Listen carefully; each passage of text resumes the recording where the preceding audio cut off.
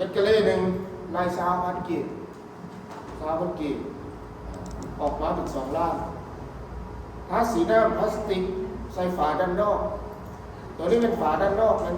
สีภายนอกเวลาไปแยกร้อยด้วยกันยกตัวอย่างเรื่องการใช้จำนวนร้อยแต่ตัวจริงนักศึกษาต้องเป็นบวกเอาได้ไปบวกจากใสโบกฝาด้านนอกโบกเสาคานบวกเข้ากันเพราะว่าบอลในโบกเขาจะทาสีบอลนั้นบอลในโบกทาด้านในที่กันทาสีใส่บอลโบกฝากอโบกเสาโบกคานบอลในโบกทาสีหน้าก็ต้องทาสีด้านเดียวด้านในโบได้โบกทากอฝาเสาขับคานดินผมทรายคนนั่งตำแหน่งเอาทาด้านเดียวฝาเสาด้านในโบทาด้านในมันถึงท้ายสุดซ้ายผมไปแล้วทาบ่ได้แล้วก็บ่ได้โบกอีกมันบอก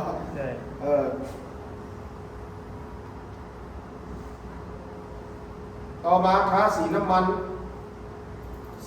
นี่ทาเซลิกเป็นต้นเป็นห้าวผนังทาสีน้ำมันใส่ห้าวผนังและห้าวขันได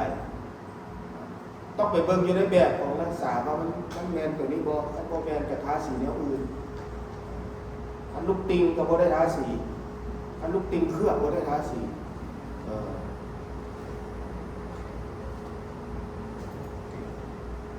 อันลูกติงไม่ได้ทาสีทางสารเนื้อไม้วันนี้ต่อมาอีกทาสีทางสารเนื้อไม้ใส่วงกบประตูปมเยี่ยมนักศึกษาทาสีน้ำมันใส่ห้าวผนังแบบอาจารย์ไล่40,000นักกะเล่เป็น40,000ทาสีทางสารเนื้อไม้ใส่วงกบประตูตัวนี้ก็ไล่40,000เป็นอย่างซึ่งไล่40,000นักศึกษาเพราะว่าเขาไล่แล้วนี่สมมติว่าเล็ก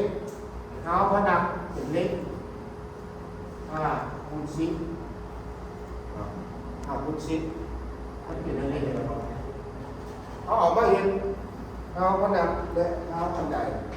เอาเล็กตัวนี้มาตัดจอดจนกัน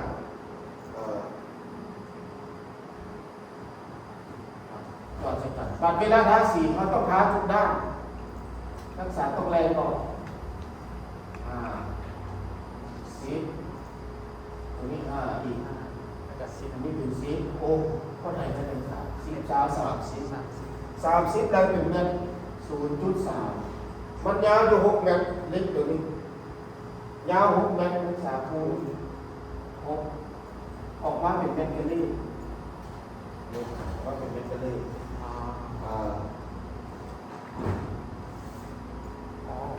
วงกบเรื่องสายวงกบ6 12เมื่อนั้นก็6อิน24 0.24 คูณความยาว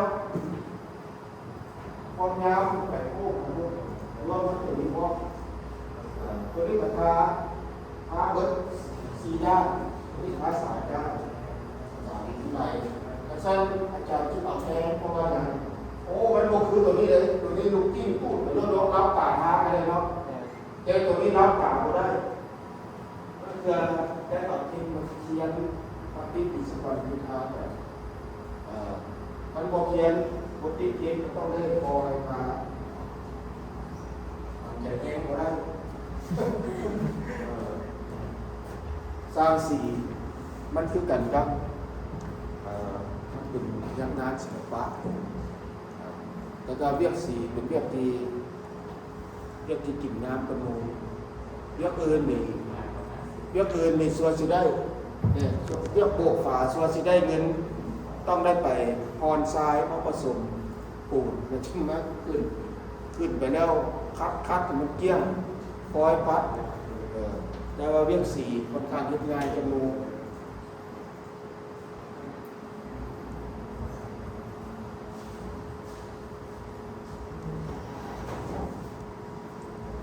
สมมติ จะรวมมูลสมมุติมันเป็นตารางแนวนี้นักศึกษาเขาจะรวมมูลค่าเรียกสีนักศึกษาจะรวมเส้นทางไหนรวมเส้นถึงนี่เอากับตัวนี้บวกตัวนี้บวกหนึ่งบวกทุกรายการแล้วก็เอนเตอร์แต่พอ12 ล้านตัวนี้12 ล้านเรียกสียกตัวอย่างมันมีแต่สามนี้เด้อวันนี้เรียกไฟฟ้านักศึกษาเอาใครพวกกันได้บ่หรือเสียอาจารย์ส่ง Excel หรือบ่แต่นี้送对送 Excel 送 Excel 来就เนาะ对ตอนนี้เรียกไฟฟ้าตอนนี้ติดตั้งคอมพิวเตอร์ไฟฟ้าขนาด3 คูณ 40 แอมป์ไฟฟ้าบ้านทั่วไป3 คูณ 40 แอมป์1 หน่วยตัวนี้นักศึกษาเรียกไฟฟ้านี่เวลากระเจ้ามาติดตั้งนี่เท่าไรนักขายงานเขาก็สะดุเลยเขาจะบอได้เอาไปแยกสมมติว่าตัวนี้อาจารย์เขียนใส่3 ล้าน 5เขียนใส่3 ล้าน 5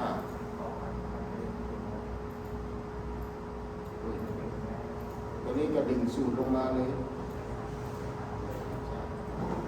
3 ล้าน 5ติดตั้งCB พร้อมกระดานไฟรวม MCB นะติดตั้ง MCB พร้อมกระดานไฟรวมมาถึงเมื่อติดตั้งคอมพิวเตอร์แล้วต้องดึงสายจากคอมพิวเตอร์มาหา MCB ที่มีกระดานไฟรวมควบคุมรวมหนึ่งสุด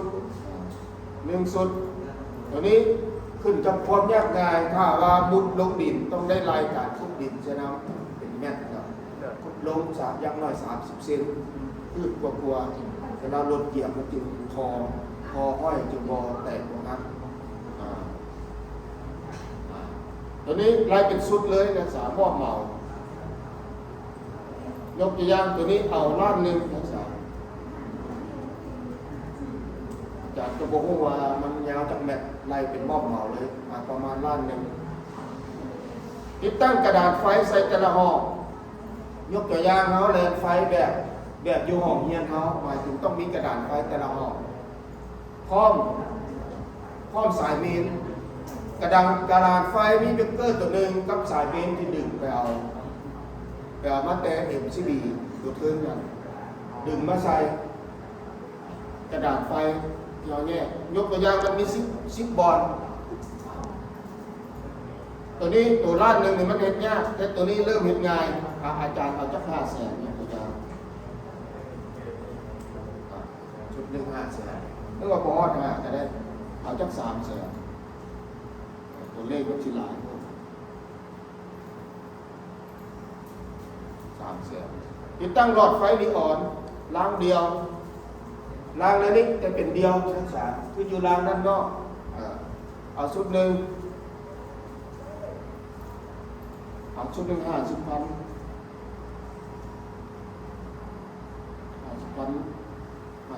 ได้บ่50,000บ่ได้เอาจาก60,000เพราะว่ามันต้องมีสายไฟพร้อมรวมทั้งสวิตช์ไฟพร้อมอันนี้ล้าน 5ติดตั้งปลั๊กเสียบก็60ซ้ำกัน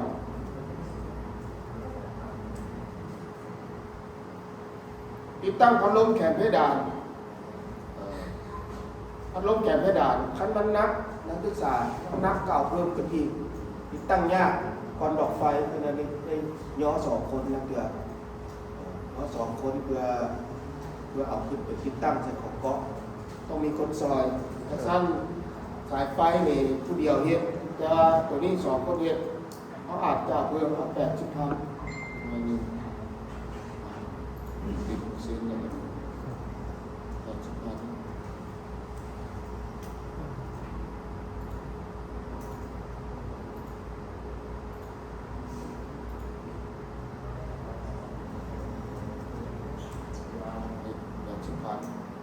ติดตั้งหม้อน้ำอุ่นนี่ทั้งติดตั้งหม้อน้ำอุ่นทั้งเดินสายไฟทั้งติดตั้งลักดินอยู่ทั้งหลังเอาลายใส่หน่วย 1 3 แสนกีบ ติดตั้งเครื่องปรับอากาศเครื่องปรับอากาศนี่หมายถึงเดินสายไฟพร้อมเบรกเกอร์ไปปะไว้บนแต่ละห้องกันที่จะติดตั้งเครื่องปรับอากาศแล้วเอาเครื่องปรับอากาศมาติดใส่รวมทั้งดึงสายไฟและเครื่องปรับอากาศในกระจาย เลย ราย 2,000 บาทถึงล้านสี่ นั่นสิ ให้งานล้านสี่โอเคเติมเลยเรียนนักศึกษาเรียกไฟฟ้าถ้าจะรวมการลองรวมเบิ้งนักศึกษา เลย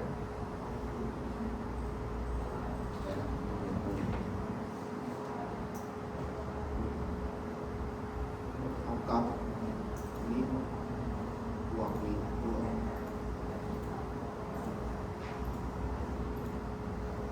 อินเตอร์เป็นนักศึกษาออกมาแล้ว14 ล้าน เก้า วันนี้ต่อมาเรียกปลาป่าเรียกไปปลานี่ติดตั้งคอมพิวเตอร์น้ำ1 หน่วยนักศึกษารวมทั้งเขียนใบเสนอไปขออนุญาตมาติดตั้งจัก3 ล้านนะพยายาม3 ล้านที่รับไปแยกกับคนได้ไปแยกพัสดุมันเป็นมอบเหมา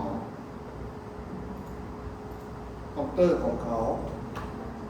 วิชาการของเขาไม่ใช่ให้คนกรรมกรของเขาไม่ใช่ให้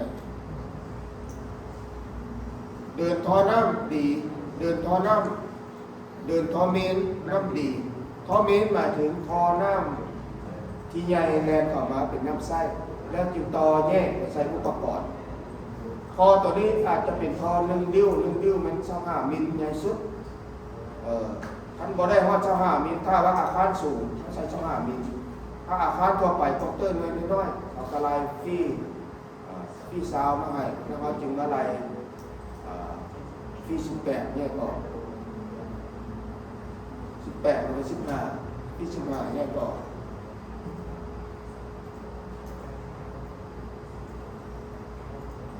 ตัวนี้อะไรเป็นเมตร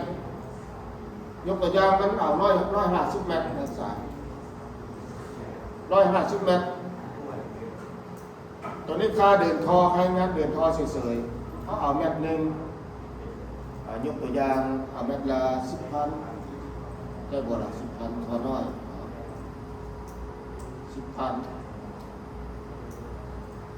ติดตั้งก๊อกน้ำเดินท่อมาแล้วติดตั้งก๊อกน้ำต้องเอา3 ตาไปใส่แยกออกมาแล้วมาใส่ของงอเกี่ยวในรวมทั้งออกก๊อกมาหั่นเก็บพันเกี่ยวหั่นเข้าไปเพื่อไว้น้ำซึมตัวนี้ไล่เป็นอันภาษาลาวเอื้อนอันหนึ่งนะอันหนึ่งเอาเท่าใดดีกันนึงเอา50,000ซะอย่าติดตั้งอ่างล้างหน้ารวมทั้งดึงก๊อกมาใส่พร้อมให้มันใส่ได้เอาอ่างหนึ่ง3 แสนเนี่ยตัวอย่างหรือว่าคันมันถึงโพดก็เอา5 แสนทางนี้ก็เบิ่งว่าอ่างล้างหน้าของเขาจะเอามาติดตั้งมันรุ่นใดอ่างล้างหน้าราคา5 แสนถ้าเอา5 แสนแพงพูดถ้าอ่างล้างหน้าราคา 4,000 บาทรุ่น 4,000 บาทโอ้5 แสนมันจะถูกโคตรกันครับเพราะว่าแล้วมันคันรุ่นแพงแล้วมันอยากต่อยากแล้วมันมีอุปกรณ์หลายอย่างแล้วถ้ามันผิดพลาดเขาแทบจะใส่พื้นบ่ได้บังเอิญรูดมือตกแตกปั๊บโอ้ใครงานน้อยเดียวนึงจะได้มันสิเป็นคุ้มดอกไฟคือกันนักศึกษาดอกไฟนะนี่ชุดหนึ่ง500 บาทเขาเอา50,000หรือว่าแสนกีบมันคือเดยถ้าเป็นดอกไฟพวงหนึ่ง40,000 บาทเขาไปเอาด้านแสนกีบบ่ได้เลย พัน40,000 บาทโอ้เอาจาก2-3,000 บาทอีกว่าขายงานเพราะว่าอุปกรณ์พวกนี้มันเอามาแบบแยกแผ่นต่างหากแยกพวงต่างหากมาเราต้องได้มีใครงานประกอบแล้วเกี่ยวประกอบอยู่หันกับเบิดมือเอาคอมาเกาะใส่กันประกอบให้มันพวงแล้วจึงยกติดตั้งตอนยกติดตั้งก็ต้องได้มีหลายคนช่วยกันอย่างน้อย3 คนมีห้านใช้คำแดงนะครับประกันว่ามันตกแต่ติดตั้งสูงติดตั้งหัวส้วมแบบซับโคกหัวส้วมมาเป็นกองแยกกันอยู่ครับกับมาติดตั้งท่อน้ำไม่อย่างละกาเอากาวติดสร้างกับเจ้าจะติดกระโหลกใส่ละจงคอพ่นพื้นขึ้นมาเขาก็ต้องได้ไปตัดลงตัวใดบอกครับได้ซ่อมลงแล้วจึงติดตั้งซับโคกนี้ใส่การติดตั้งกับมันจะมีซีมังขาวซีมังขาวเอาแปะใส่พื้นแล้วตัวนี้เป็นติดตั้งแล้วก็หั่นเกี่ยวใส่ทับแดงผู้บางคนลักไก่บ่หั่นเกี่ยวใส่คนใส่บ่ระวังแล้วคนก็ขึ้นไปเหยียบตกย้อนในต่างๆมันผิดกว่าอันตรายบาดแผลบาดขาคันแม่นเฮามีหั่นมันมีน็อตแบบ2 เบื้องคันเฮาหนานน็อตจับไว้แต่ส่วนหลายมันจะบ่ตกส่วนหลายเขาลักไก่จักสั้นนักศึกษาเวลาใส่ต้องรู้จักเขาบอกให้นั่งอย่าสุกไปขึ้นอันตรายมันอุบัติเหตุตลอดเพราะว่าตัวนี้มันห้ามกันบ่ได้บางคนว่าโอ้มันบ่ใส่รวมแล้วมันบ่สะอาดบ่กล้านั่งต้องยืนยิงย่อเอาจักสั้นรับผิดควบเลยในงานติดตั้งสะโคกตัวนี้อาจารย์ก็500,000ซ้ำ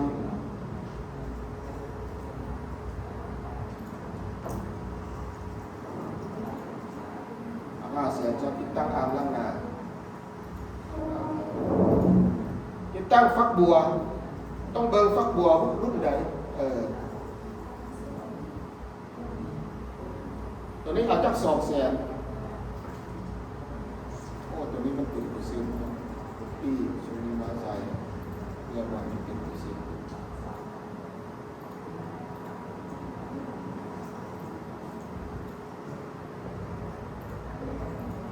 ติดตั้งฟักบัว200,000ติดตั้งเครื่องทำน้ำอุ่นเอาจัก500,000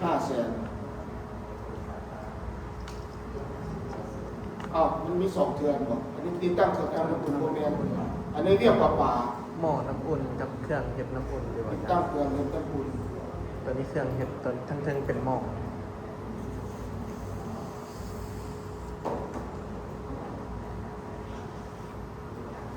ติดตั้ง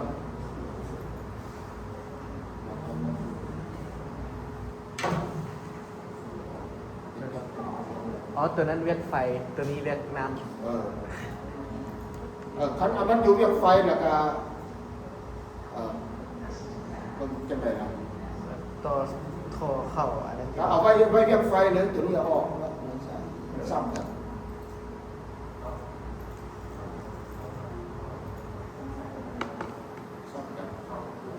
ติดตั้งท่อระบายน้ำทิ่มหมายถึงท่อลอดพื้น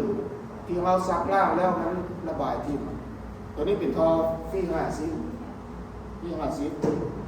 างสั้นท่อฟรีน้อยเขาเอาเม็ดนึงเดี๋ยวละ10,000บ่ท่อตัวนี้เอา20,000พอมันใหญ่แล้วมันเน็ดยากต่อของงอต่อ3 ตายากใหญ่เท่าไหร่ยากเดินท่ออาโจมตัวนี้เองยากกว่าเก่าเอาจะเอาเม็ดตัวนี้มันเม็ดยาวอยู่40,000ขากาวสิไปเสียบใส่3 ตาก็ยากได้จับ2 คนซอยกันตัวนี้ได้ระวังสุกเพราะว่าอย่างถ้าเรียนผู้เดียวแล้วเกลือทากาวแล้วมันแห้งก่อนสุกบ่ซุกบนแน่นแห้งก่อนติดปลายมันซื่อๆปัดไปใส่แล้วหลุดออกมันมีน้ำหนักมันหลุดออกตอนท่อเป่านี่มีแต่ลมบ่นะปัดไปใส่แล้วมีน้ำหนัก เดินท่อลมมาถึงท่อระบายอากาศน้ำดีบ่มีตอนที่มันมีท่อลมเนี่ยเขาจะใส่น้ำทิมหรือว่าน้ำซักล้างกับท่ออาโจเขาจะใส่ท่อลมเป็นท่อลมฟรีตัวนี้ท่อลมเขาจะใช้ฟรี1 ดิ้วเป็นฟรี25อาจจะ10 พันก็ได้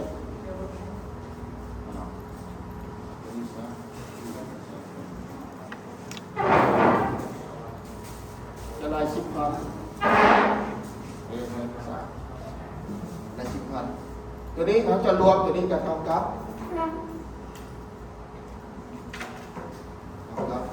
นี่บวก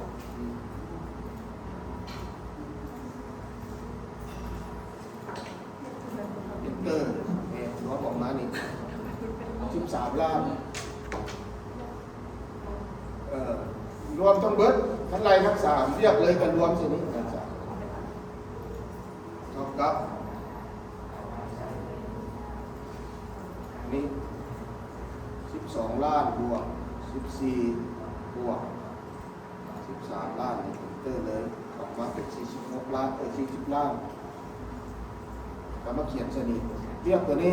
เขียนไว้อาจารย์ชี้ทรงให้เด้อตัวนี้นะแล้วตัวแยกวัสดุที่พาไปแยกจำเด็กสำเนียงแยกวัสดุ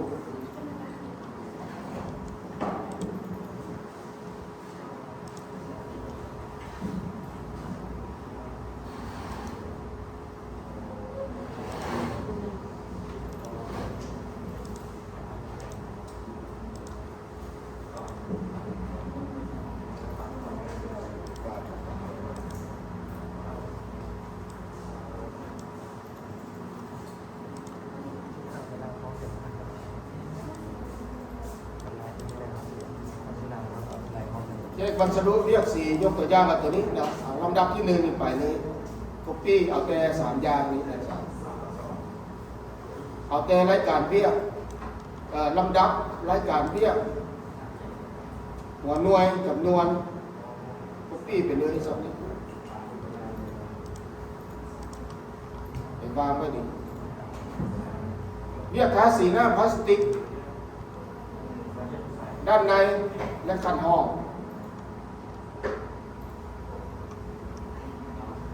ตัวนี้ลืมบอกก่อน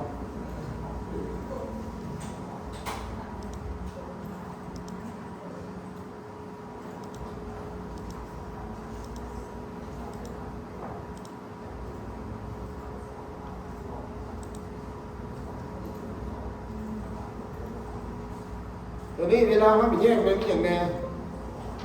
1 ไม้แบนสีหน้าพลาสติกภายใน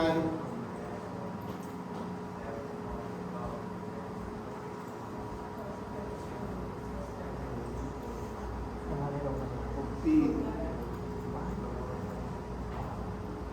สีหน้าพลาสติก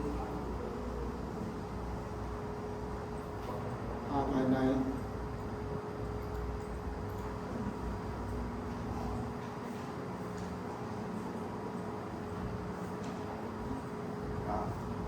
ใส่ยี่ห้ออาจารย์จะใส่ยี่ห้อทั่วไปสักก่อนก็คืออยู่90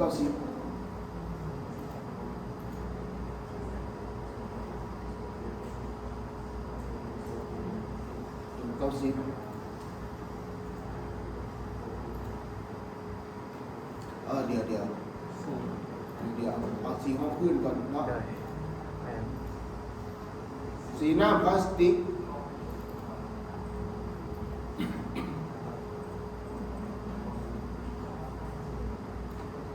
สีหน้าพลาสติก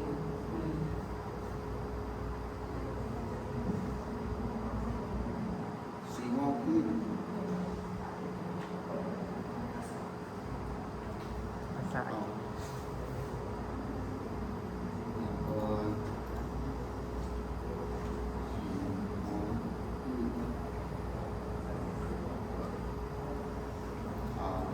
90คือกันอันยี่ห้อเดียวกัน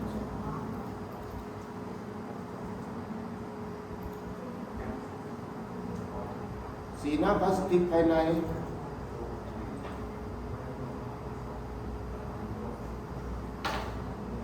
อย่างอีกอันนี้น่าจะเบิดเนาะลูกกิ้งมันเป็นอุปกรณ์บ่ลายไซเป็นอุปกรณ์สร้างก่อสร้างต้องมีค่อนตีประจำกายบ่ได้ซื้อให้ได้ครับลูกกิ้งก็สร้างก็ซื้อมากิ้งซื้อมาเองบ่ลายไซ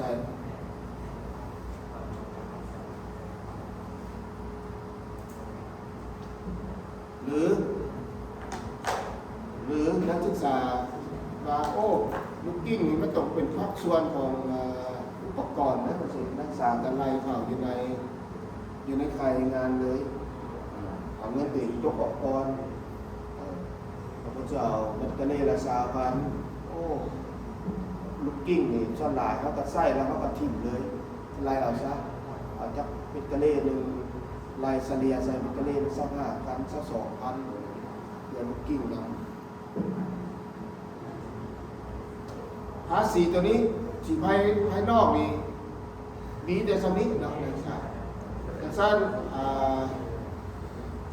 น้ำสีตัวนี้หัวหน่วยมันจะเป็นลิตรนะ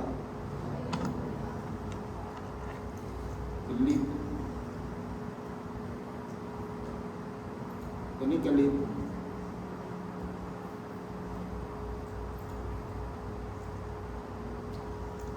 จำนวน100มันก็เล่นี่เขาจะ copy ตัวนี้ลงมา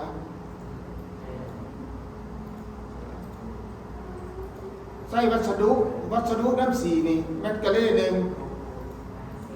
นักศึกษาอยู่ในบทเรียนอาจารย์บทเรียนของไทยมันตัวเลขมันรู้สึกว่าจืดยากอย่างสั้นเอาลองมาใส่บทเรียนของเราอยู่ในตู้ซิเปลือกวัสดุรู้สึกมันจืดง่ายแต่ว่าใส่น้ำสีคุณจะกินอะไรน้ำสี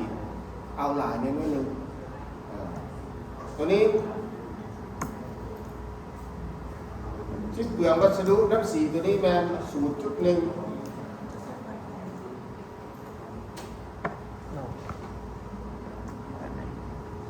ตัวนี้พา2เปลือกนะครับ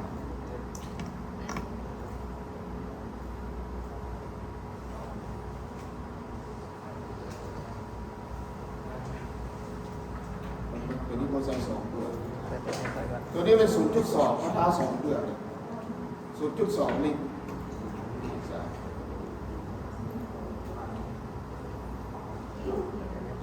4 ถังหนึ่ง18 ลิตรรักษาปองเท่าใดอยู่90ผู้ใดผู้บอกคันบอกผู้ล่ะอาจารย์ที่ไล่ไส้300,000 4ล้าวพวกนี้ต้องนึก300,000ตัวนี้ก็300,000นี่ก็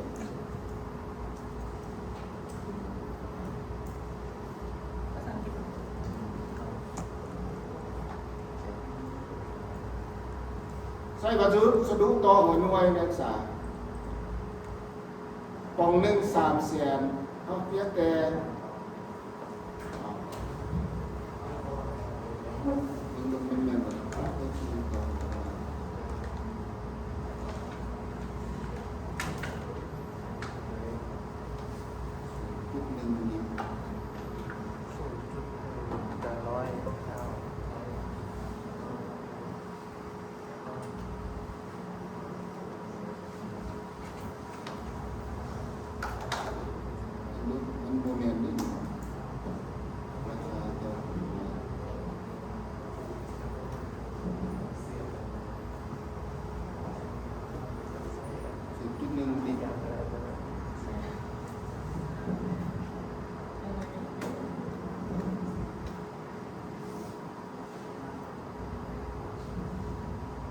นักศึกษา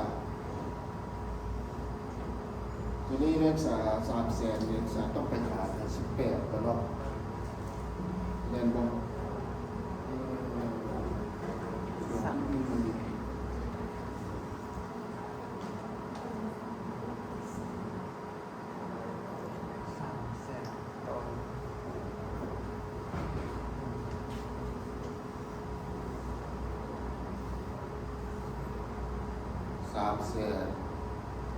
ให้18 ลิตร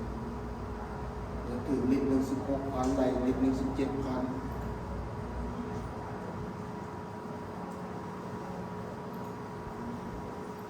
ในเป็นลิตรหนึ่ง17,000ตอนนี้ราคาต่อหัวหน่วยนี่จะเท่ากับ0.1นี่คูณให้17,000นี่นี่วัสดุนี่ถือลิตร1,000ถือเป็นกะเล่1 3,400วัสดุ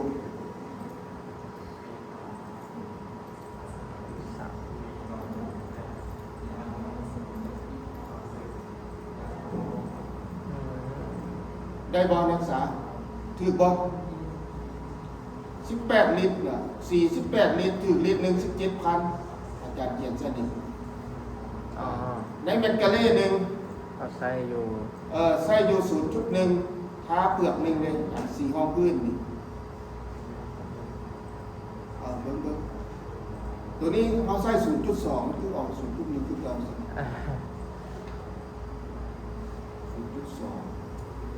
นี่นักศึกษานี่แม่นแล้วนี่เนาะกีรีมันบ่ถึง 0.2 วันนี้สร้างค้า2เปลือก4จริงค้า2เปลือกรวมกันเป็น3เปลือกเป็น5เม็ดกะเล่หนึ่งค่าวัสดุเป็น 5,100 วันนี้ใส่วัสดุทั้งเบิด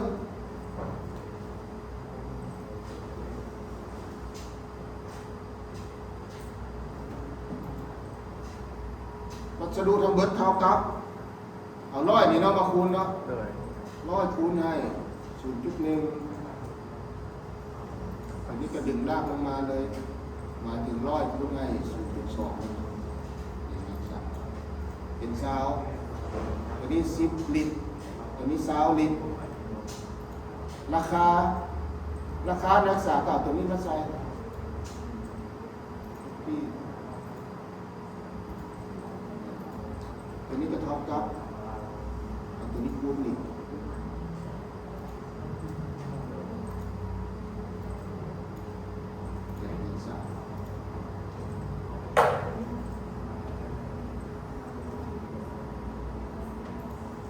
นักศึกษามาสมเทียบกันนี้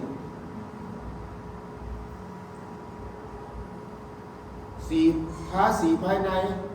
510,000แรงงานเท่าไหร่นักศึกษาค่าสีภายในโอ้ยสีสร้างสีคือแพงแค่2 ล้านวันราคาสีคือน้อยเดียวใช่ไหม500,000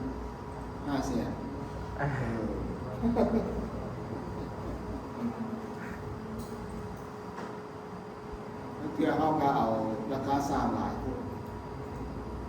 เพิ่มปรับราคาสร้างปรับราคาสร้างไม่หนึ่งมันเป็นแต่ยากพวกเยอะ12,000สำนิดใครแดงแสดงว่าเรียกสีดีใครงานมันจะเป็นก้อนสีนะก้อนสีตัวนี้ก็12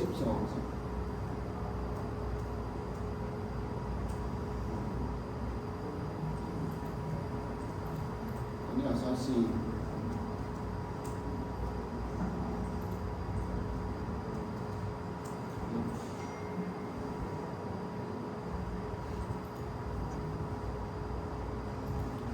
อันนี้ตัวนี้แล้วเอาตัวที่2มาอันนี้นะครับตัวที่2ก็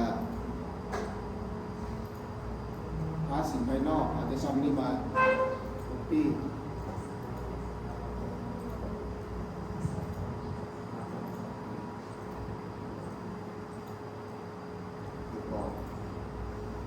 ภาษีหน้าพลาสติกใส่ภายนอกอาคารแล้วก็เมทัลเลสเช่นเดียวกันนักศึกษาก็มันก็มี2รายการนี่คือกันเนาะนักศึกษาทุกปีมาเลยนี่ตัวนี้เขาก็แปลงสีหน้าพลาสติกสีห้องพื้นตัวนี้ถึงแล้ว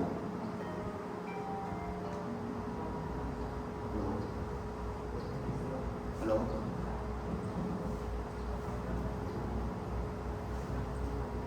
สอนแล้วสอน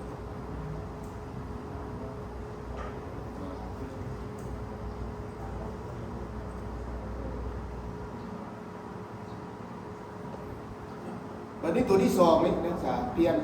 สีหน้าพลาสติกตัวนี้ทาภายในเปลี่ยนเป็นภายนอกเนาะทาภายนอก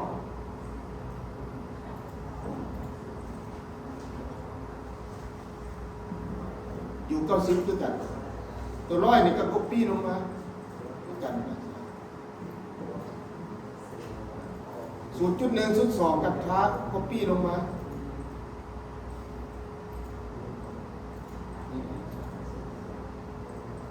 ตัวภายนอกมันจะแพงกว่าภายในน้อยหนึ่งเขาไล่เล็ก17,000ตัวนี้ไล่20,000ซะตัวอย่างมันแพงกว่าน้อยหนึ่ง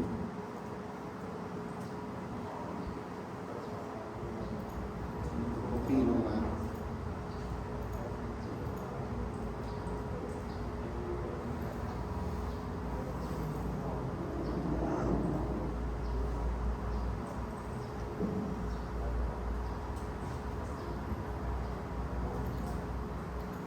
ตัวนี้ก็เท่ากับตัวนี้คูณนะ1คูณ3ออกมาเป็น 2,000 ตัวนั้นมันเจ็ดค่า4 2,000ค่า4 6,000ตัวนี้มันก็ต้องออกที่กันเนาะเป็นตัวที่ต้องมาตัวนี้ copy ตัวนี้ไปใส่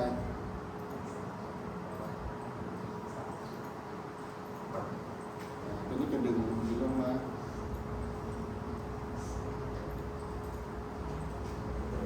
ดึงราคากายเดี๋ยวมันถือว่าโมเมนต์ copy ตัวนี้มาแล้วก็ บวกกันมาเลยจ้ะ บวกกันมาเลยเดี๋ยวบอกกันได้สูตรมาสูตรก็คือเท่ากับนี่คูณนี่ของ200,000ในรักษา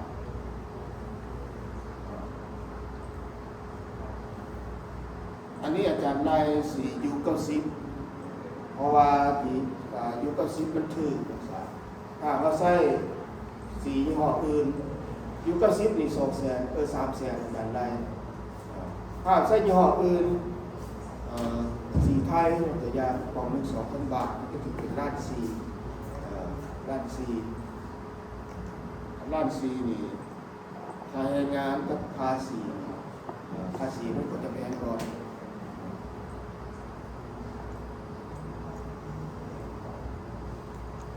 มาที่ตัวที่3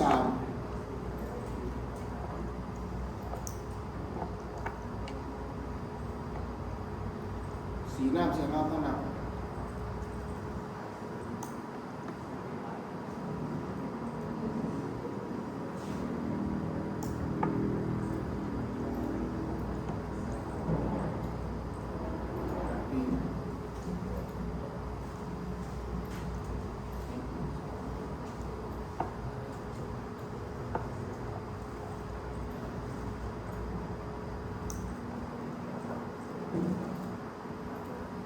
สีน้ำมันทาใส่หาวผนัง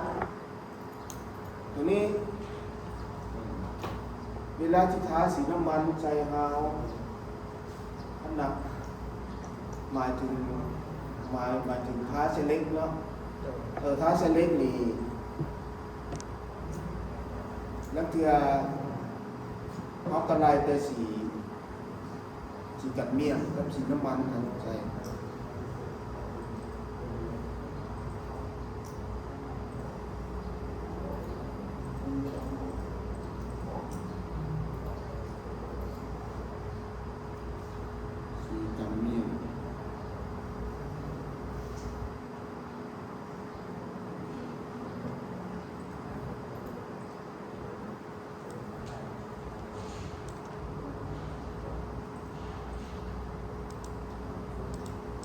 น้ำมันกาเป็ด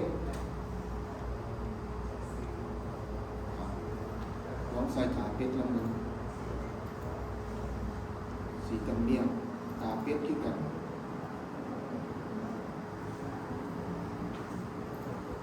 ตัวนี้เขาไล่เป็นลิตรหัวน้อยเป็นลิตร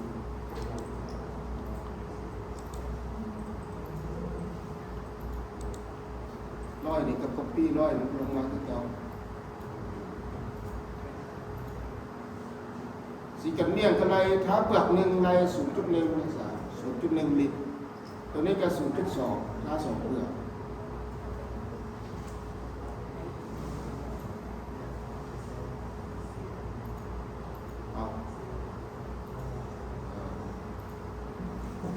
0.2สีกาเพชรนี่มันมีแต่มันมีปล่องน้อยๆมีแต่6 ลิตรสีน้ำมันมีแต่6 ลิตร6 ลิตรปล่องหนึ่งยกตัวอย่างปล่องหนึ่ง250,000 250,000นี่มาหารใน6 ลิตรมันออกลิตรหนึ่ง41,000นักศึกษาเขียนใจยกตัวอย่างปล่องหนึ่ง45,000ใช่แต่ลิตรหนึ่ง45,000จำเนียงตัวนี้ก็45เท่ากันเนี่ยนี่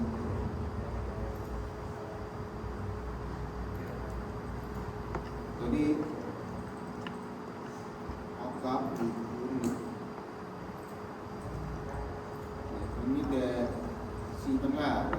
13,000ที่นั่นแมกกาเล่นึงนี่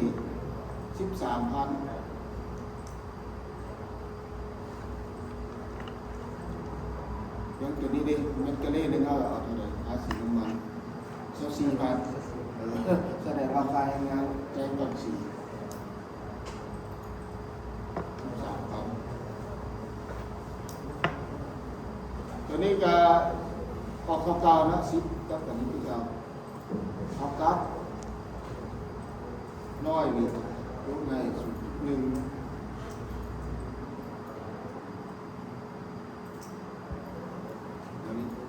ตัวนี้การ copy เอาตัวนี้ลงมา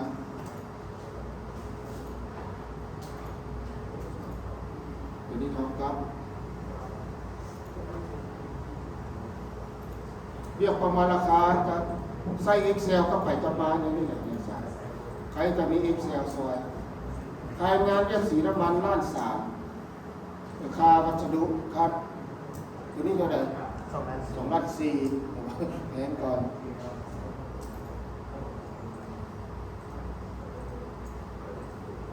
ตัวที่4ที่มันเลี้ยวเลยสิภาษีหักษาเรื่องไม่พี่ตัวนี้มา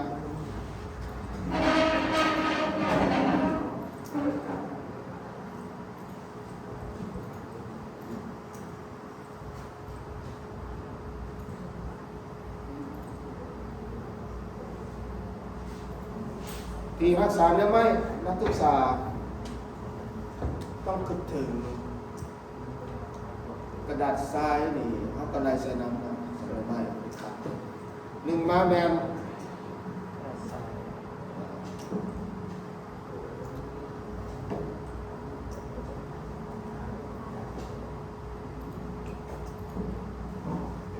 สีสแลกซะสีสแลก2 ม้าแมนกระดาษทราย3 ม้าแมน3 ม้าแมนอย่างไรปิ่นสอบพองเลยว่าเดี๋ยวนี้ก็ต้องเห็นเป็นสำเร็จรูปไข่กระป๋องมาทาได้เลยทากระดาษทรายคัดออกจึงเสร็จจึงทาสีเอาใส่แบบเก่าก็ได้ดินสอฟองดินสอฟอง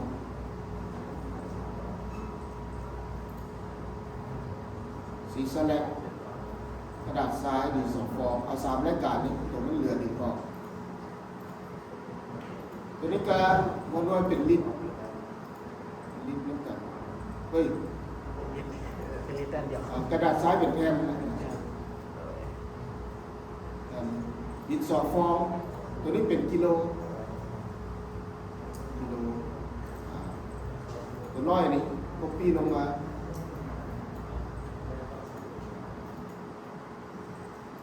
สีสแลกเขาใส่3เขาท้า3เทือลาย 0.3 ตัวนี้บริทาห้องพื้นนี่เนาะมันมีแต่สีล้วนๆ 0.3 มันจึงจะงาม 0.2 มันยังดำอยู่ท้า3 เปลือกมันจึงจะงามความหมายกระดาษทรายนักศึกษากระดาษทรายนี่เขาลาย มันกระเล่หนึ่งเขาใส่อยู่ 0.5 แผ่นหนึ่งเนี่ยมันใส่ได้2มันกระเล่ดินสอฟอกระไร 0.1 กิโลขึ้นกันกิโลมานี่ราคาสแลกขวดหนึ่ง25,000ลิตรหนึ่ง25,000กระดาษทรายแผ่นหนึ่ง5,000ดินสอฟองกิโลหนึ่ง10,000เอาได้15เหลือไว้นี่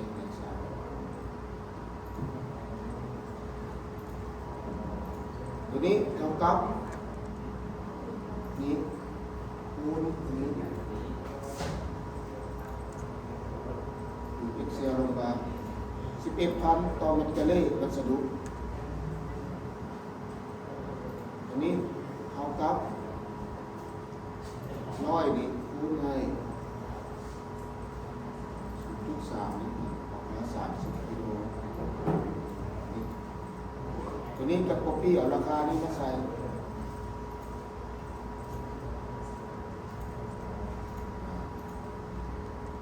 เฮ็ดน้ำกันไปเรื่อยนักศึกษาได้เฮ็ดน้ำกันอาจารย์กระทั่งเรียนทางว่าวนักศึกษาได้เป็นเพราะว่ามันกันซ้ำๆกันเลยนะนักศึกษา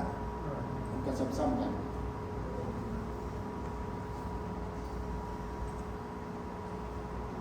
แล้วตัวนี้เท่ากับ30นิ้วคูณ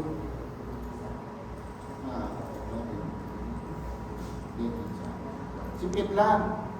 เรียกภาษีรักษาเรื่องไม่บ่แม่น1 ล้าน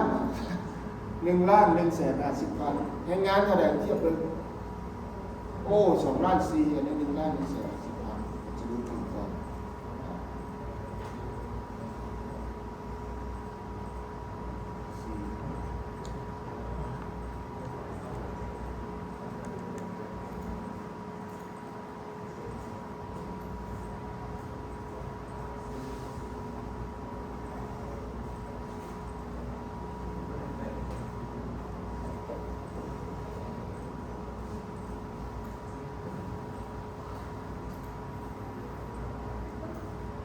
เรียกสีเขาได้แนวนี้แล้ว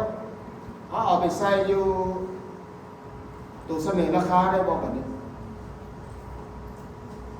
นะเอาไปใส่ตัวเสนอราคา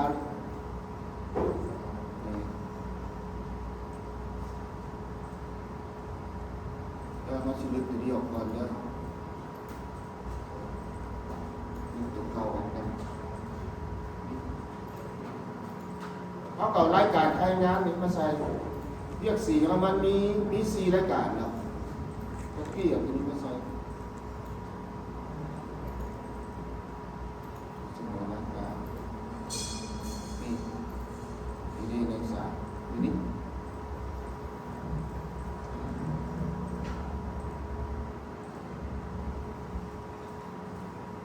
ตัวนี้ใส่รวม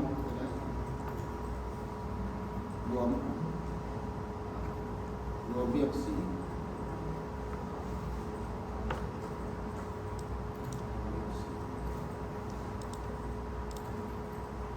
R4มันจะได้เพราะว่า R4 รวมมันนี่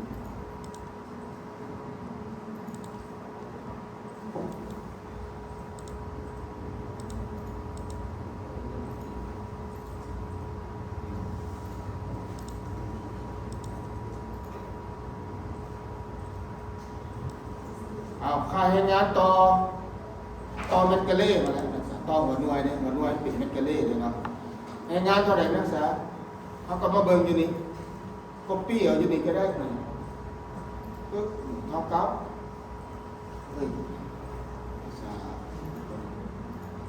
ตัวนี้เขียนใส่เท่ากับแล้วก็มาคิดเอาค่าแรงงานเรียกสีเป็นกะเล่ละ12,000แล้วเนี่ยว่า12,000อีกแล้ววัสดุเรียกสีภายในก็มาเบิ่งมันออกเท่าไหร่ 5,000เบิ่งเอาได้อย่างนั้นบ่ 5,100เอากับก่อนเอากับแล้วก็มาที่ต่อวัสดุ 5,100อยู่นี่อินเตอร์นี่นักศึกษาได้มาแล้วตัวรวมนี่ก็ในการรวมกระเท่ากับ100นี่เนาะคูณให้ค่าแรงงาน 12,000นี่อินเตอร์วัสดุกระเท่ากับ100นี่คูณให้วัสดุ 5,100นี่อินเตอร์เนี่ยนักศึกษาแรงงาน1,200,000ภาษีภายในวัสดุ500,000รวมทั้งเบิดเอาอันนี้เท่ากับนี่บวกนี่ออกมาในนี้ตัวอื่นก็ไปดึงมาเห็นได้เนาะ Excel ก็เอาตัวที่ซ้ำอาจารย์อธิบายและที่ชงได้เอาเป็นแนวทาง ยันมาเข้าใจตัวไฟ ไฟวะลองเอาไฟนี่เป็นนี่นักศึกษาเรียกไฟฟ้ามันมีอยู่8รายการตัวแยกวัสดุ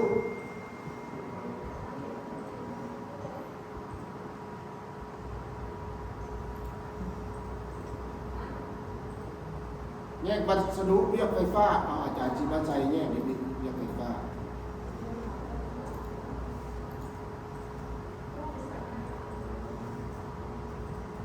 ใช้ของก่อนสิเอาตัวที่1มาก่อน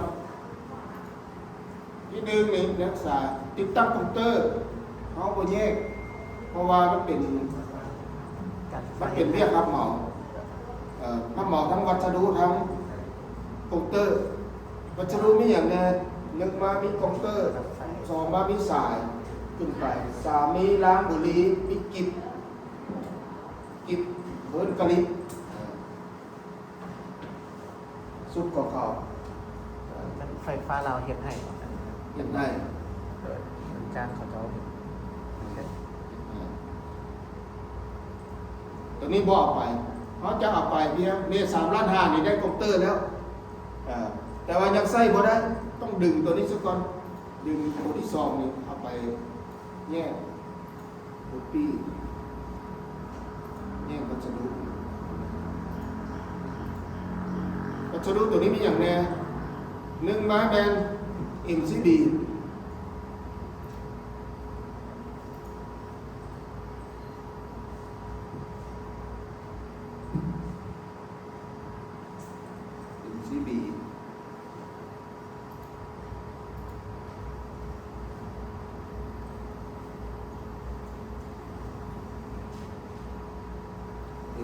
60 แอมป์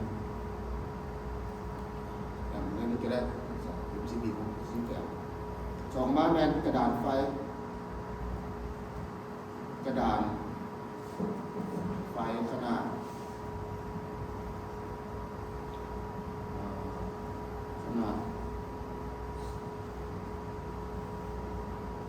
3x30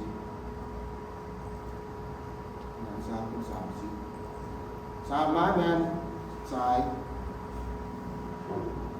เอาเงินสายสายเมนทีนี้ลังเรือกับเจ้าเกินสายดึงสายดึง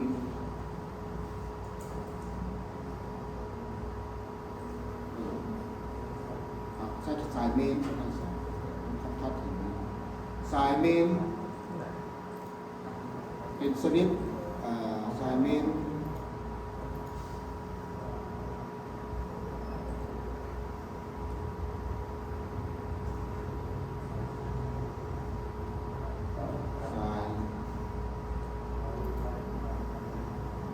เอ็นไว้ว่าเนาะเอ็นไว้ว่าเป็นสายที่ฝังดินก็ได้ร้อยทางอากาศก็ได้ทีนี้มันจะต้องมีขนาดของมัน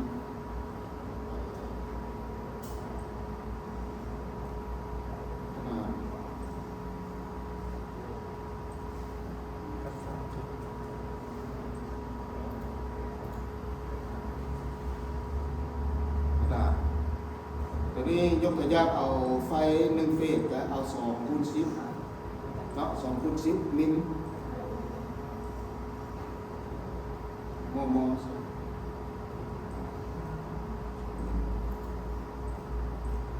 ต่อมาอีกตัวนี้ถ้ามันฝังดินมุดดินลงมามันต้องห้อยทอเนาะทอห้อย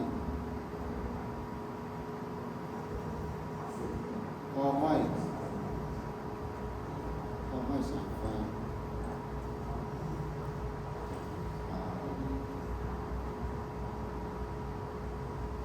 ใส่ขนาด25 มิลตัวนี้ธรรมดามันมีขอบงอขึ้นมานำทั้งสองเบื้องแต่ว่านักศึกษาไล่รวมสิกันซะนักเรียนเขาไล่รวมก็ได้เดี๋ยวจึงเป็นแยกซื่อถ้ามันไล่ละเอียดหลายมันจีมันหลายและการเพื่อมันมีความยาวหลายเมตรถึงพอมันมี4 เมตรมันมีขอต่อมันมีของงอคืออันนี้เด้อันนี้เป็นเสาไฟฟ้าอันนี้เป็นบิ่มเงินพ้นแบบนี้อันนี้คอมเตอร์ติดอยู่นี่อันนี้เป็นสายบิ่มมาพอกระจายมาใส่คอมเตอร์แล้วว่าจะเข้าเงินเขาแบบดึงจากตัวนี้มุดลงดินมาโคเทเงินเขาอยู่ที่แต่สั้นความยาวของมันมันต้องมีคอต่อสกัดเพราะคอมันยาวเป็น4 เมตรตัวนี้เขาคอต่อซื้อแล้วตัวนี้มันมีของอขึ้นมานี่อันนี้ทำทีไรละเอียดต้องแต้มออกมาแล้วก็ลายใส่แต่ตอนนี้เขาสมมุติเพราะว่าเขาบอกว่ามันจับแมทเอาไล่แต่เท่านี้เป็น3 อย่าง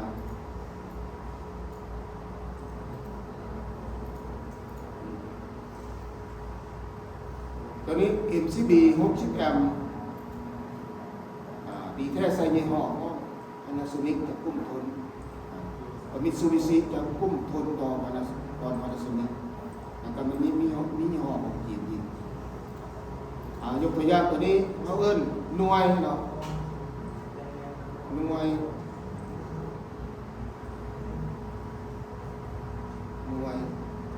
จำนวนตัวนี้ก็1 หน่วยด้วยกันกระดาษไฟเอิ้นแผ่นนะครับสายตัวนี้ลายเป็นแมททอห้อยสายไฟลายเป็นแมทสปอตจึงเป็นลายเป็นเส้นยกตัวอย่างกระดาษไฟนี่ก็ได้ตัวนี้ก็1 แผ่นที่กัน1 แผ่นสายเมนยกตัวอย่างอาจารย์ไล่ความยาวแล้วมันถือจัก20 เมตรนี่ใส่20 เมตรพอห้อยกับ20 เมตรที่กัน20 เมตรอันนี้วันนี้ราคาต่อมาราคาเป็นบ่นี่วัสดุตัวนี้1 สุดแล้วก็ใส่1 หน่วยบ่มีเบื่อได้1 หน่วยบ่แม่นอยู่ทั้งบนนี่เนาะใส่1 หน่วยกระดาษไฟกับ1 แผ่นที่กันสายเมนตัวนี้20 เมตรเขาก็ใส่20 เมตรหรือว่าเพื่อก็ได้รักษาเอาไปเพื่ออยู่10% เพราะว่ามันต้องได้ตัดได้ปอก 10% ก็คือสายเมน20เขาเพื่ออยู่ 10% แสดงว่า 1.1 รักษา 1.1 พอห้อยสายไฟก็ 1.1 เช่นเดียวกัน 1.1 แต่ตัวนี้บ่ได้เพื่อนะกระดาษไฟบ่ได้เพื่อ 1.1 ก็ได้ด้วยเนาะเอาแผ่นเดียวมาเลยMCB ก็เพื่อบ่ได้กับ1ตัวนี้เป็นราคาเป็นตัวราคานักศึกษาก็ใส่เลย MCB คันของแท้นี่นักศึกษาใส่60 แอมป์ใส่ล้าน2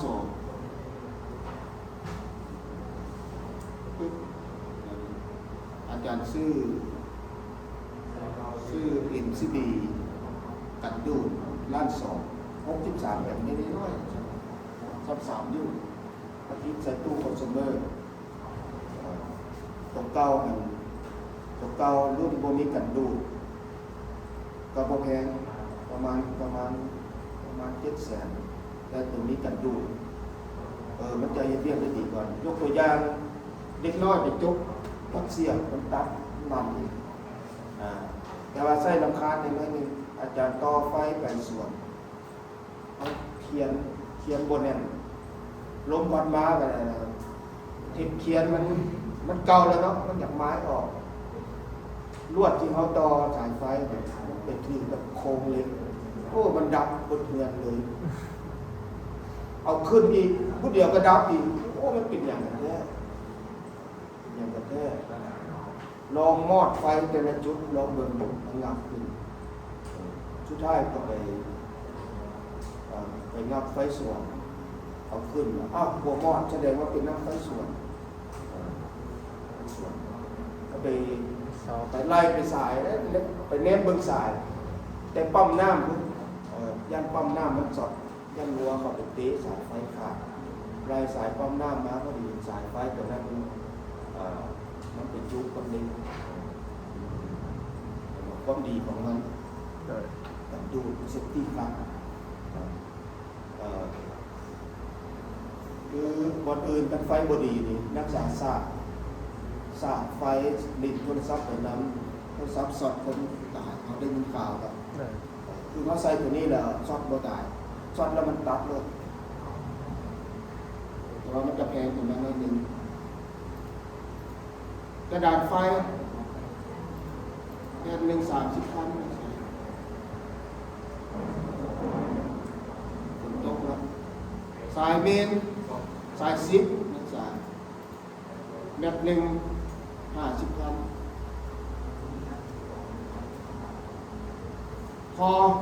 พอเส้นหนึ่ง40,000พอห้อยสายไฟเส้นหนึ่ง4แบบแสดงว่าแมตหนึ่งเท่าไหร่10,000แล้วแมต10,000วันนี้อยู่ใน1หัวหน่วยใน1แมตกะลี่เนี่ยใช้วัสดุหลายปานใด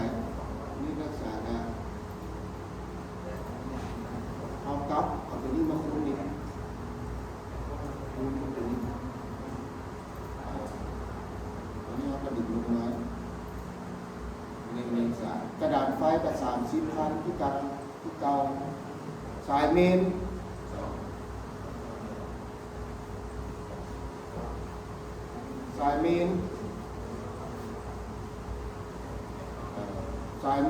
แมตหนึ่ง50,000แต่ว่าเขาเกลือ 10% มันถึง55,000ของ1.1นี่พอให้สายไฟอันนี้ก็1.1ที่จะเนี่ยมันออกตัวนี้รวมตัวนี้ลงเบิ่ง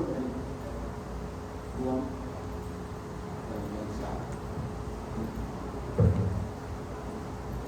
ตอนนี้เรียกไฟฟ้าเขาพูดระบบกันนี่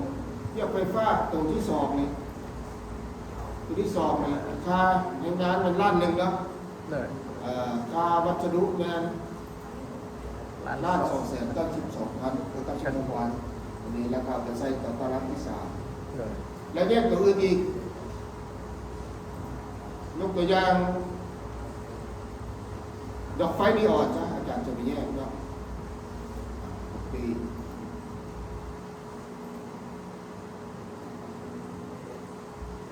ใส่ตัวที่3ขาดตัวที่3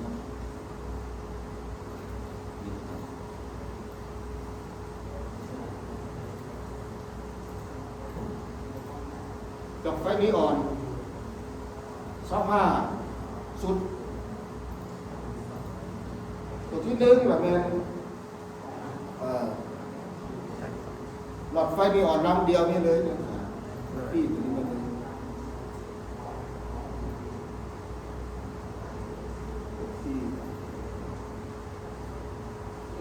ลำเดียว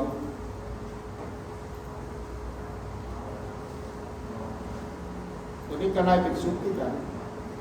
ลายกันเลยละ25ซุปที่กันที่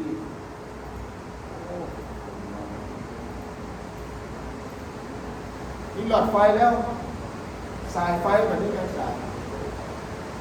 เดิน สายไฟ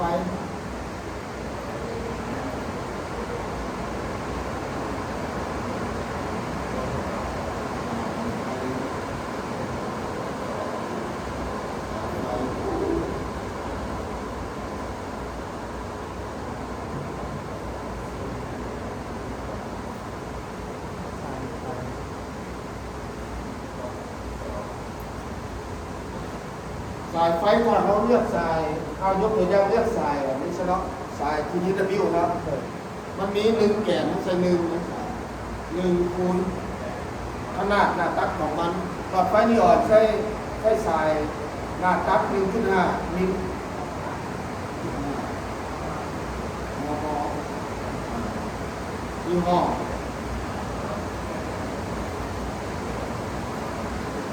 EHW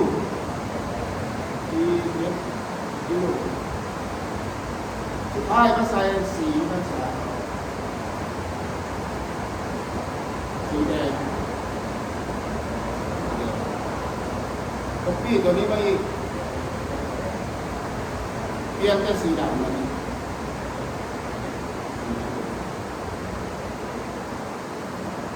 ตัวนี้ไล่เป็นแม็ก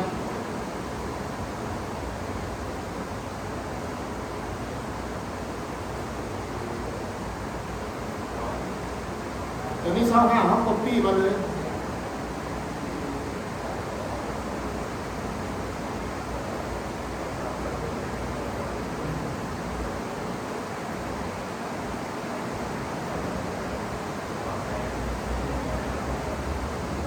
มีสายไฟแล้วมีคอห้อยสายไฟครับ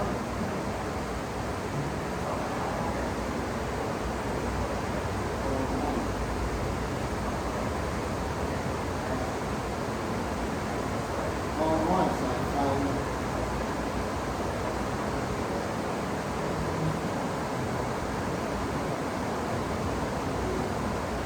ไฟฟรีก็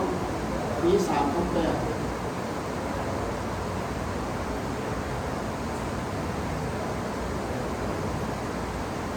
อันนี้จะได้เป็นแม็กใช่ไหม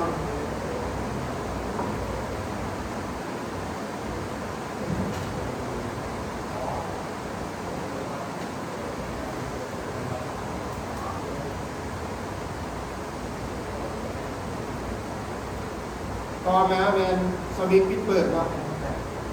โอ้หลายเติมด้วยสวิตช์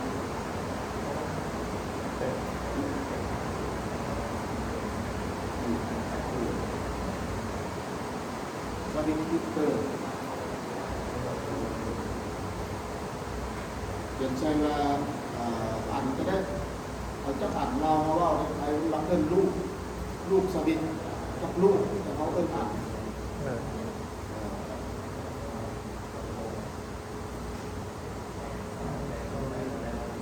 สวิตช์ปิดเปิดแล้วตอนนี้สวิตช์แบบนี้สวิตช์แบบนี้นะจะคือหน้าเปิดได้แต่ต้องไปเปิดอยู่ได้แต่ไฟฟ้าสวิตช์ปิดเปิดแบบนี้กองร้อยต้องอากาศกองร้อยอากาศ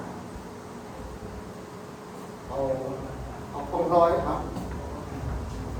กองร้อยใส่แต่ละห้องซะมันมีแต่จะมีแต่ห้อง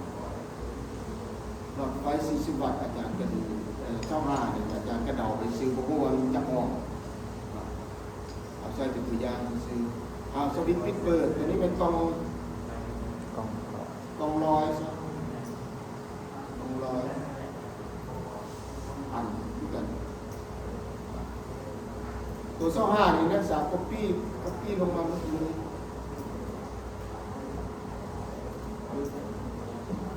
สมิพอแล้ว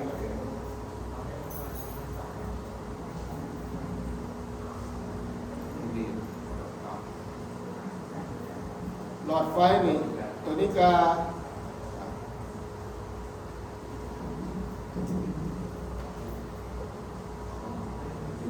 วัสดุสิ้นเปลืองวัสดุ เดิน วัสดุใน25นี่ก็คูณ1อย่างคูณ1สายไฟนี่25 แบตคูณ 1.1 เดี๋ยวนี้คูณ 1.1 เพื่อ 10% เนี่ยพอห้อยสายไฟคูณ 1.1 สวิตช์คูณ 1 200 คูณ 1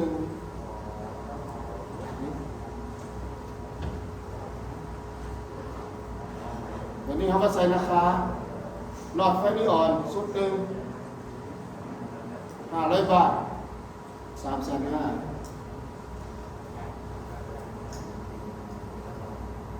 สายไฟตัวนี้เขาไล่เป็นโค้งหนึ่ง450,000ใน100 เมตรหรือว่า500,000 เอา500,000 อันตกหัก 500,000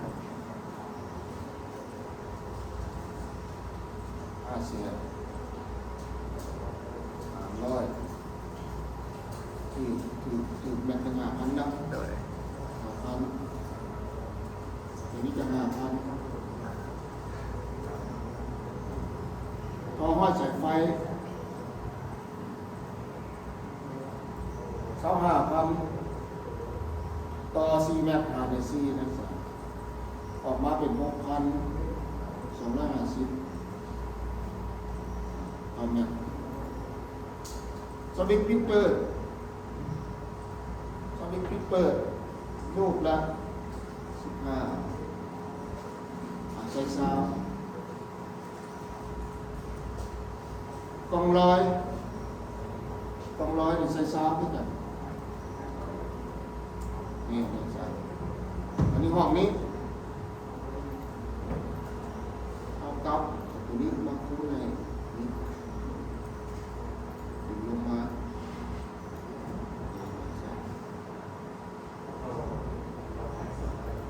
มันแมนบอกเดี๋ยวมันแมนบอกมันแมนนี่นี่นักศึกษาหลอดไฟนีออนหนึ่ง อันหนึ่งสุดสายไฟนี่15 เมตรนะจ๊ะ 5 เมตร เท่าไร15 เมตรเพื่อแล้วลืมไปอันนี้15 เมตรตัวหนึ่งสุดพอห้อยสายไฟตัวนี้จะไล่15 เมตรทุกตัวสวิตช์เปิดไล่1ถูกแล้วของ101ถูกแล้วเนี่ยนี่จึงแมนนี่ดิมาเบิ่งสายไฟ15 เมตรนี่เมตรหนึ่ง5,000 ถึง 75,000 ตัวนี้เป็น 75,000 อันนี้มารวมลงเบิ่งตัวนี้วัสดุ600,000เขากลับไปเบิ่งรายงานคันมันถือโพดรายงาน 60,000 คัน600,000โอ้มันถึง 10% 10%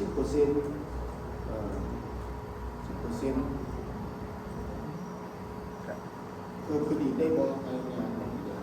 ดย 100,000ใช่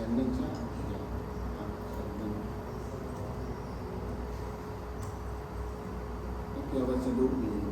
อย่างเราต้องไล่ตัวไหนตัวหนึ่งเองตัวนี้500 บาท 3,500,000ตัวนี้ไฟโซ่ห้อยสวิตช์ไฟ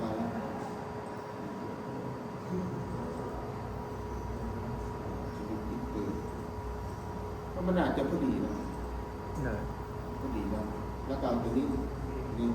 วัสดุได้สุดหนึ่งเป็น633,000ค่าแรงงานติดตั้งสุดหนึ่งดอกไฟนีออนนี่100,000ก็ไปใส่ตารางที่3 โดย เวลาเขาซื้อเลยติดกันดอก โดย เราสำนึกก่อนเนาะนี่อย่างที่ถามกันอยู่ใน